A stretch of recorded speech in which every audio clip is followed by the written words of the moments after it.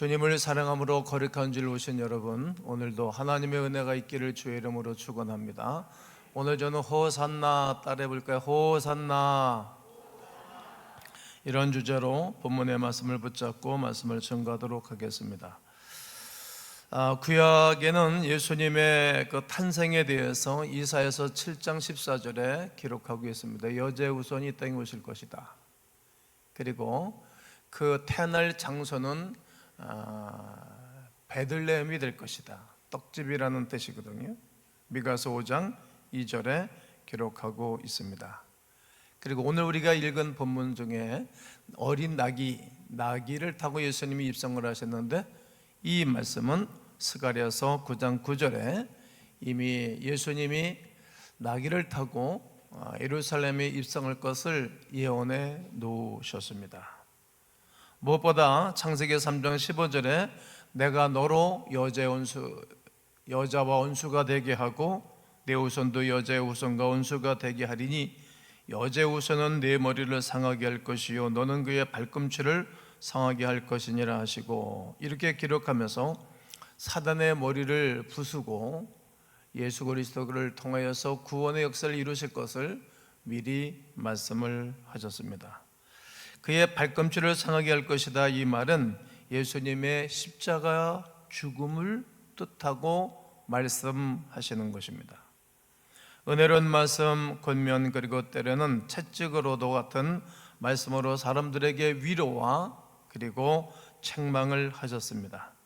이스라엘 백성이 하나님께 온전히 돌아오기를 원하셨던 예수님은 예수님의 공생애를 시작하시고 난 이후에 맨 마지막에 정치인들이 살고 있고 경제인이 살고 있고 그리고 종교인이 살고 있는 예루살렘을 맨 마지막에 입성을 하시는 것입니다.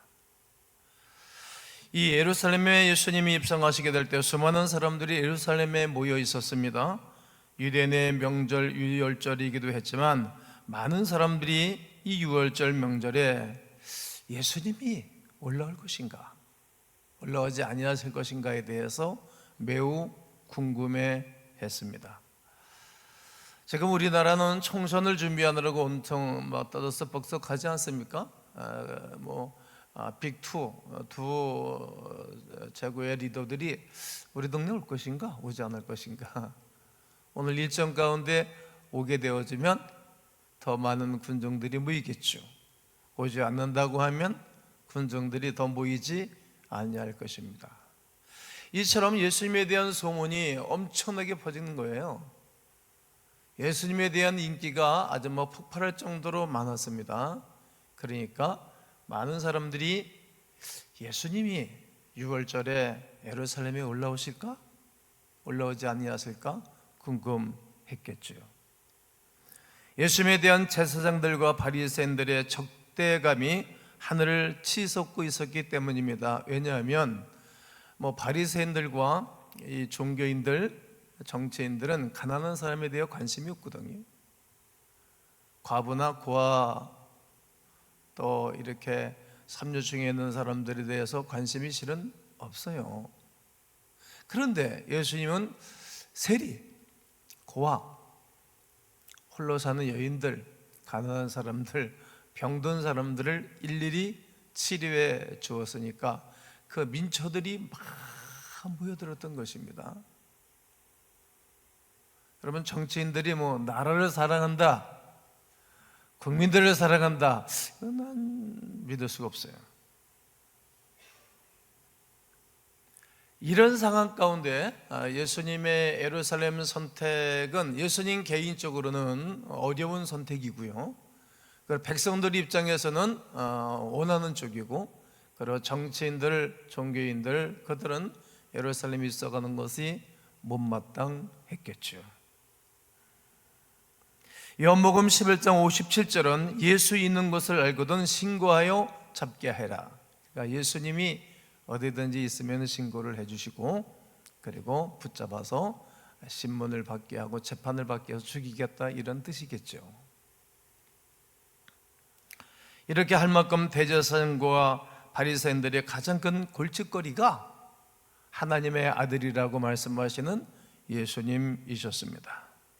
그리고 수많은 기적을 행하시면서 백성들의 마음을 다 훔쳐갔으니까 그때 당시에 왕은 백성들의 마음에 없었지요. 집안이나 교회나 사회에서 백성들의 마음을 뿌듯하게 하는 사람이 있는가 하면 마음이 없는 사람들이 있는 것입니다. 사람들의 생각을 아시는지 모르시는지 이제 예수님은 예루살렘에 입성 준비를 하시고 입성하는 것입니다. 수많은 사람이 그분의 오심을 보기 위해서 기다리고 있었습니다. 특이한 것은 나뭇가지를 들고 계시는데 바로 종려나무 가지였습니다. 이 종려나무 가지를 들고 호산나 호산나 외치면서 예수 그리스도의 입성을 환영했습니다. 이 종려나무는 영광과 아름다움과 기쁨과 승리를 상징하는 것입니다. 종려나무는 개선하는 영웅들이 입장을 할 때, 궁에 입거를 할 때에 군중의 백성들이 막 흔드는 것입니다. 그리고 기뻐하고 즐거워하는 것입니다. 요한복음 12장 13절에 보면 종려나무 가지를 가지고 맞으러 나가 위치되 호산나 찬송하리로다 주의 이름으로 오시는 이곳 이스라엘의 왕이시여 하더라. 이스라엘의 왕이여 라고 외쳤습니다. 이는 곧 로마의 압제로부터 다윗의 나라를 다시 회복하기 위하여 오신 이스라엘 나라의 왕입니다. 이런 뜻입니다. 마가복음 11장 8절로 10절에 보면 많은 사람들은 자기들의 겉옷을 또 다른 이들은 들에서 벤 나무가지를 길에 펴며 앞에서 가고 뒤에서 따르는 자들이 소리 지르되 호산나 찬송하리로다 주의 이름으로 오시는 이요 찬송하리로다 오는 우리 조상 다윗의 나라여 가장 높은 곳에서 호산나 하더라. 마가복음에서 우리 조상 다윗의 나라요 라고 말했습니다. 그러니까 이스라엘 백성들은 모든 왕들 중에 다윗을 제일 존경하는 왕입니다. 성경을 기록할 때 다윗과 같이 되지 아니하니라 다윗의 도를 따르지 아니하니라 다윗이 한 것처럼 하지 아니하니라 이렇게 성경은 기록하지 않습니까? 성경 기록한 사가들이 왕하면 다윗인 거예요. 대한민국의 조선시대 때 왕은 누구죠? 미국의 존경받는 대통령은 누구죠? 이렇게 최고로 존경을 받는 왕이 다윗 왕이었습니다. 그는 나라가 혼란스럽고 그리고 위세의 침략, 전 싸움 이런 판에 있을 때 나라를 굳건하게 했어요. 그리고 든든한 다윗 왕조를 이루었던 왕입니다. 그러니까 가장 강력한 나라를 만들었던 그때처럼 지금 우리에게 평안한 나라, 존귀한 나라를 만들기를 원하는 사모함이 그들에게 있었던 것입니다. 그 소망을 담은 수많은 사람들의 이름이 바로 호산나 호산나입니다. 우리가 구하옵나니 우리를 구원하소서 우리를 구원하소서 외쳤던 것입니다. 다음 달 4월 10일 총선이 있습니다. 선거 때마다 후보자들의 이름을 외치면서 환호하는 것은 단순히 이름을 부르는 것은 아닙니다. 이 위정자가 되어서 나라를 위해서 정치를 잘해 주시오. 내가 당신을 찍어줄 터이니 당신은 나를 대표해서 평안한 나라를 만들어 주시오. 살기 좋은 나라를 만들어 주시오. 전쟁이 없는 나라를 만들어 주시오. 내 자녀와 내 후손들이 평안히 발 뻗고 자고 근심거리가 없는 나라를 만들어 주시오. 그래서 표를 행사하는 것 아닙니까? 국민이 걱정 없이 평안히 살기를 원하는 그런 마음에서 투표를 해주고 그에게 나의 권리를 이양해 주는 것입니다. 호산나를 외치는 유대인의 마음은 이보다 더욱 간절했을 것입니다. 오랫동안 나를 잃어버린 채 살아가는 그들에게 수많은 사랑의 존경과 기대를 받는 예수님이야말로 그들의 오랜 소망을 이루어주는 이스라엘의 회복을 만들어주는 왕으로 표현하고 있는 것입니다. 그래서 나를 구해줄 영웅을 맞이하듯 나를 구한 개선장군을 맞이하듯 예루살렘에 입성하신 예수님을 극대하고 찬양하고 경배했던 것입니다. 예수님을 맞는 사람들의 외침이 얼마나 컸던지 이렇게 말하고 있습니다. 마태복음 21장 10절을 다 함께 읽겠습니다. 시작. 예수께서 예루살렘에 들어갔으니 온 성이 소동하여 이르되 이는 누구냐 하거늘. 예루살렘 성이 온 성이 소동했다는 거예요. 이렇게 그때 당시에 사람들이 인물을 구하고 있었습니다. 인물을. 그리고 저분이야말로 착복하지 않을 분이다. 백성들을 포악하게 할 사람들이 아니다. 도덕적으로 윤리적으로 우리의 인상을 찌푸리고 마음을 상하게 하실 분이 아니다. 이걸 알았던 겁니다. 여러분, 어려운 사람 돕고 힘든 사람 돕고 그런 사람이 거짓말 시키겠습니까? 사기치겠습니까? 정가가 있습니까? 예수님이 정가 없는 사람이 대통령 되고 정가 없는 사람이 국회의원 되고 그래야지. 자기들은 막 살고 자기들을 위해서 일하겠다는 것이지 무슨 국민을 위해서 일하는 것입니까? 아예 능력이 없으면, 아예 준비가 안 됐으면, 아예 정가가 있으면 그 동네 가면 안 되는 것입니다. 스스로 안 가야 되는 것 아닙니까?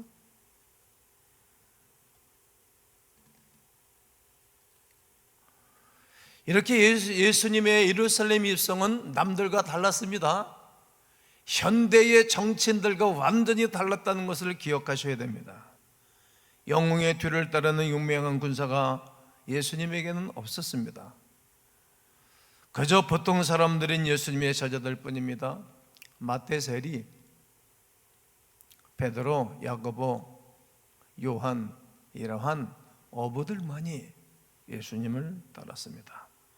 죄진 사람들은 아닙니다. 정가 있는 사람들은 아닙니다. 개선장군이 타는 당당한 건장한 말을 타지 않으셨습니다. 원래 제일 큰 리더는 백마를 타지요. 아니면은 용장은 흑마를 탑니다. 그리고 왕비들은 황마를 타지요. 그런데 예수님은 건장한 준마가 아닌, 백마가 아닌, 황마도 아닌, 흑마도 아닌 어린 나귀를 타고 예루살렘에 입성을 하시는 것입니다. 우리는 이 부분에서 다시 한번 예수 그리스도의 순종과 겸손을 배워야 합니다. 교만한 사람은 본인도 싫어하고 주변 사람들도 싫어하죠. 그리고 백성을 진정으로 위하는 그러한 아버지, 왕, 존귀한 남편 같은 아름다움을 우리에게 가르쳐주고 있습니다. 사람들은 예수님을 세상의 왕으로 삼기를 원하지만 그분은 오히려 이 땅에 자신을 위하여 보내신 하나님의 뜻을 이루어드리고 하나님의 뜻을 경고하게 해드리기 위하여 최선을 다하는 그의 모습을 보게 됩니다. 잠시라도 우쭐하지 않았습니다. 잠시라도 사람들이 이스라엘의 왕이요 하는 말에 귀를 기울이지 않았습니다. 그리고 그 이야기를 붙잡고 내가 왕이지 라는 말도 하지 않으셨습니다. 다만 하나님의 어린 양으로서 속죄제물로 묵묵히 걸어가신 것입니다. 백성들의 죄를 대신 지고 죽으시기 위하여 예루살렘에 올라가신 것입니다. 여러분, 가난한 사람이 한 달 직장 생활하면서 일하는 사람이 무슨 세금 포탈을 하겠어요? 무슨 사기를 치겠어요? 무슨 개발 호재로 돈을 챙길 수 있겠어요? 시골 사람들은 죄를 지을 이유도 없어요. 아니, 여보 고기 잡아서 한 끼 먹고 살고 오는 손님들 맞이하는 분들이 무슨 사람을 죽이겠어요? 원래 사람 죽이는 사람들은 정치인들이 사람 죽이고요, 경제인들이, 큰 경제인들이 사람 죽이고, 그리고 종교인들이 사람을 죽였던 것입니다.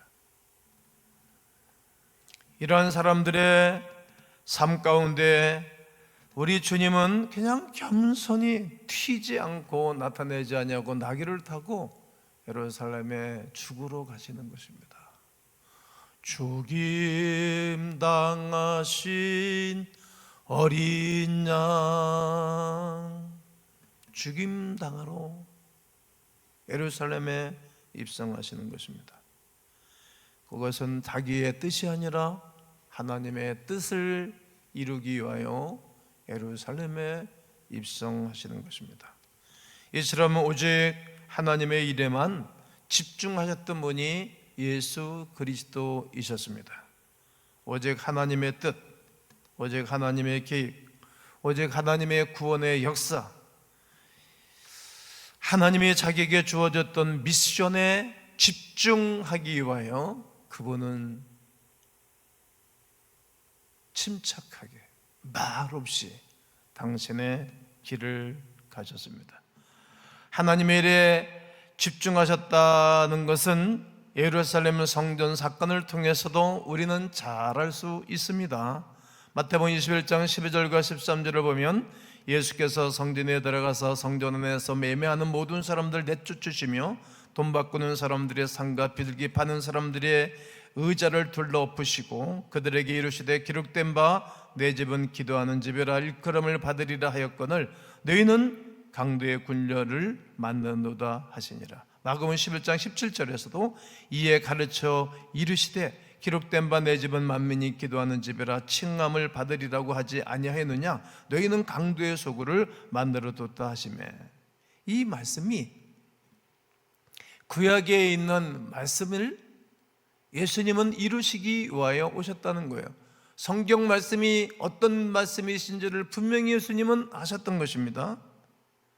마가복음에서 말하는 이 기록된 바 이 말씀은 이사야서 57장 7절을 말씀하시는 것입니다. 그러니까 예수님은 이 땅에 오신 이유가 하나님의 뜻을 이루시기 위한 것이지 자기의 뜻을 이루기 위하여 사신 분이 아니라는 것을 가르쳐 주는 것입니다. 한번 이사야서 57장 7절을 크게 다 함께 한번 읽겠습니다. 시작. 내가 곧 그들을 나의 성산으로 인도하여 기도하는 내 집에서 그들을 기쁘게 할 것이며 그들의 번제와 희생을 나의 제단에서 가까이 받게 되리니 이는 내 집은 만민이 기도하는 집이라 일컬음이 될 것이라. 예루살렘 성전은 하나님의 언약궤가 있는 곳입니다. 그러므로 어떤 사람이든지 여호와 하나님께 나와서 번제와 희생 제물을 드리는 아주 거룩한 예배 초소입니다. 그런데 마가복음의 말씀처럼 하나님을 만나고 하나님을 경외하고 하나님을 예배하는 그곳을 강도의 굴렬로 만들었던 것입니다. 누가요? 종교인들이. 누가요? 정치인들이 협작을 해가지고 그렇게 한 것입니다. 당시 예루살렘 성전에는 먼 곳에서 제사를 드리는 사람들이 있고 또 가까운 곳에서 예배를 드리는 분들이 계시잖아요. 우리에게도 멀리서 오시는 분들도 계시고 가까운 곳에서 예배를 드리러 오시는 분들도 계시지 않습니까? 요즘 우리는 생축으로 이 땅에 오셔서 죽어주신 예수님의 이름이 제물이기 때문에 그냥 와서 예배를 드리지만 구약에서는 레위기 성경을 여러분 다 읽으셨지 않습니까? 그냥 소, 양, 염소, 비둘기, 에바 10분의 1 짐승을 가지고 와서 제사를 드리지 아니하면 제사가 되지가 않는 것입니다. 그러니까 모든 백성들은 제물을 가지고 오는 것입니다. 그런데 멀리서 끌고 오는 양을 끌고 오면 양이 말을 잘 안 듣잖아요. 그러면 발톱도 갈라지고 멀리 걸어오니까 털이 이렇게 지저분한 먼지 있기도 하고 양도 피곤하니까 소도 피곤하니까 눈곱을 끼기도 합니다. 그러니까 이 양은 제사 제물로 부적합하다고 그리고 밖으로 놓는 거예요. 그러면 이제 밖에 나가서 성전뜰 밖에 매여 있는 바꿔놓고 이렇게 소도 바꾸고 양도 바꿔서 돈을 얹어주고 와서 제사를 드리는 것입니다. 근데 그렇게 하다 보니까 줄을 서가지고 말이죠. 돈벌이를 한 거예요. 돈벌이를. 성전에서 경제적 유익을 얻으려고 하는 것은 아주 잘못된 처소입니다.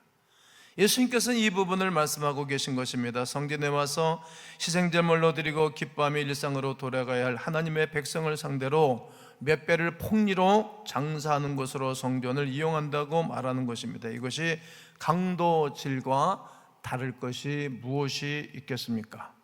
예수님이 이 같은 행위에 대해 얼마나 화가 나셨는지 매매하는 자들 내쫓아 버렸습니다. 그리고 상과 의자를 둘러 엎으셨습니다. 예수님 같은 성전 척결 사건은 오늘 예비하는 우리에게 큰 도전을 던져주고 있습니다. 호산나 호산나 주의 이름으로 오시는 이여 이스라엘의 왕이여 환호하며 이스라엘 다시 한번 다윗 왕 시대처럼 강대한 나라로 만들어 달라고 소리치는 유대 백성들 한번 생각해 보시죠. 호산나를 외치는 이면에는 위대한 다윗 왕조를 다시 이룩하여 우리로 편하게 살도록 해 주십시오 하는 것과 2000년이 지난 오늘날 우리가 하나님의 백성이라고 자부하는 우리의 삶과 어떤 차이가 있는가 생각해 보시면 좋을 것입니다. 안타깝게도 2000년 전이나 지금이나 별반 차이가 나지 않습니다. 여러분 한번 생각해 보십시오. 이스라엘 백성들의 40년 광야 생활을 생각해 보십시오. 그리고 예수님이 이 땅에 오셔가지고 30세에 공생애를 시작하시면서 그가 외치셨던 3년간의 메시지는 어떤 것입니까? 회개하고 그리고 복음을 믿으라고 말하는 것입니다. 이스라엘 백성들이 광야 40년 동안 회개하라는 것 아닙니까? 늘 불평하고 원망했지 않습니까? 그때마다 하나님이 또 해결해 주시고 하면서 그들을 회개의 자리, 속사람이 청결케 되기를 원하셨던 하나님의 뜻이 담겨져 있는 것입니다. 회개하는 것, 아름다운 것입니다. 잘못 살아온 것, 돌이키는 것입니다. 언제 어디 가서 나이가 성년이 되면 회개하라는 말을 어디 가서 듣습니까? 네, 부모가 이제 아이들이 크면 이런 말 안 하고 못 하죠. 누가 하겠습니까? 과연 죄송하지만 누가 김동기 목사 앞에 와가지고 김 목사님 회개하시오 말할 사람이 있겠습니까? 하지 못하겠죠. 그러기에 예배당에 와서 하나님의 말씀을 통하여서 내가 돌이킬 수 있는 기회를 갖는 것입니다. 성전, 내 마음의 성전이 척결할 수 있는 기회를 가져야 되는 것입니다. 무엇으로 돌이켜야 되는 것입니까? 내 생각에서 돌이키셔야 됩니다. 내 생각이 이렇다고 그거는 내가 복음이 되겠습니다. 아닙니다. 내 의지, 내 비전에서 돌이켜야 됩니다. 하나님의 비전으로 바꿔줘야 됩니다. 하나님의 생각으로 바꿔줘야 되는 것입니다. 하나님의 뜻으로 바꿔줘야 되는 것입니다. 하나님 비전으로 돌아가야 하는 것입니다. 예수님의 성전 척결 사건도 이와 같은 맥락이 아니겠습니까? 하나님을 생각하고 하나님의 뜻이 무엇인지를 깨닫는 것입니다. 그 뜻을 헤아려 살기를 바라는 예수님의 간절한 마음이 오늘도 성전 척결 사건과 본문에서 우리에게 하고 싶었던 말씀이십니다. 출애굽 이후에 40년을 한번 생각해 볼까요? 최악의 장소라고 할 수 있는 그 광야에서 그들은 배고프지 않았습니다. 여러분 중에 누가 배고픈 분 계십니까? 교회에 말하십시오. 여러분 중에 배고프고 먹을 것이 없는데 그냥 지나친다면 교회 악이라고 수없이 제가 강단에서 말했습니다. 이처럼 이스라엘 백성들 광야 생활은 최악의 상태였지만 40년 동안 배고프지 않았습니다. 그리고 40년 동안 그들은 반석에서 물이 솟아올라와서 목마르지 않았습니다. 또 40년 동안 그들은 옷이 헤어지지 않았습니다. 그들이 고기를 먹고 싶어 할 때 만나 이후에 메추라기를 쭉 가서 얹혀서 푸득푸득 걸리게 해서 그들이 고기를 먹고 살았습니다. 하나님의 은혜입니다. 여러분, 태어나서 오늘까지 이런저런 일들과 어려운 일들은 있었지만 배고프셨습니까? 특별히 20대, 30대 여러분 배고픕니까? 부모들로 하여금 엄청난 혜택을 받지 않았습니까? 40대, 50대도 엄청난 혜택 받지 않았습니까? 하나님의 은혜입니다. 하나님은 여러분과 저의 목자가 되십니다. 하나님의 은혜라는 거예요. 장소가 중요한 것이 아닙니다. 환경이 중요한 것이 아닙니다. 중요한 것은 우리의 믿음입니다. 믿음으로 살아봤고 앞으로도 믿음으로 살아가셔야 됩니다.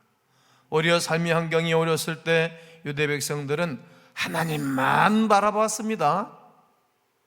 그들이 여유가 생기고 좋아지면 좋아질수록 하나님을 멀리 떠났고 그들은 결국은 나라가 망했지요. 약속의 땅 가나안 땅에 들어갔습니다. 하나님이 보이지 않았습니다. 하나님의 풍요로움만 그들의 눈에 들어왔고 생활에 적용이 됐습니다. 그 풍요로움을 주신 하나님을 외면해 버렸습니다. 그 결과 하나님은 북이스라엘과 남유다로 나라가 두 쪽이나 갈라지게 됐고, 그리고 북이스라엘 그리고 유다가 망하면서 나라가 존재가 없는 망한 나라가 되었습니다. 사랑하는 가움 성도 여러분, 우리 삶 속에서 외치는 호산나는 누구를 위한 호산나입니까? 생각해 보시죠. 나를 위한 호산나입니까? 아니면 하나님을 위한 호산나입니까? 그러므로 오늘 우리는 이렇게 외치면 좋겠습니다. 한번 따라해 보실까요? 주여, 하나님의 구원을 이루어 주시옵소서. 내 뜻과 내 생각과 내 의지가 아닌 하나님의 뜻을 이루어지기를 원하는 호산나이어야 합니다. 우리는 오늘 본문 말씀을 통해 2000년 전의 유대 백성들의 모습을 보고 예수님께서 진정으로 원하는 것이 무엇인지를 우리는 깨달아 내 마음에 집어넣어야 됩니다. 그리고 생활에 적용하셔야 됩니다. 그리고 눈에 보이는 당장의 환경이 광야같이 또 삭막하더라도, 어렵더라도, 힘들더라도 하나님을 바라보는 것입니다. 그리고 하나님께 집중하는 것입니다. 너의 시선을 하나님께 고정하는 것입니다. 우리의 시선을, 우리의 믿음의 눈을 하나님께 고정하는 것입니다. 수없이 우리의 그 시선을 옆으로 곁눈질을 하게 해요. 아니, 목사도 수없이 곁눈질을 하게 하는데 이 뱀은 눈꺼풀이 없듯이 말이죠, 끊임없이 우리를 유혹하는 거예요. 자칫 잘못하면 나가 떨어지죠. 수없는 사람들이 나가 떨어지는 것입니다. 오늘 이 시간에 이스라엘 백성들이 호산나 그 외쳤던 것은 자기의 나라만을 위한, 자기만을 위한 호산나였습니다. 그러나 오늘 우리들이 외치는 호산나는 모든 사람들이 위한 호산나가 되어지기를 간절히 원합니다. 이 거룩한 역사를 이루기 위해서는 예수님처럼 나귀를 타고 예루살렘에 입성하신 것처럼 겸손과 온유함으로 호산나의 삶의 적용이 있어야 될 것입니다.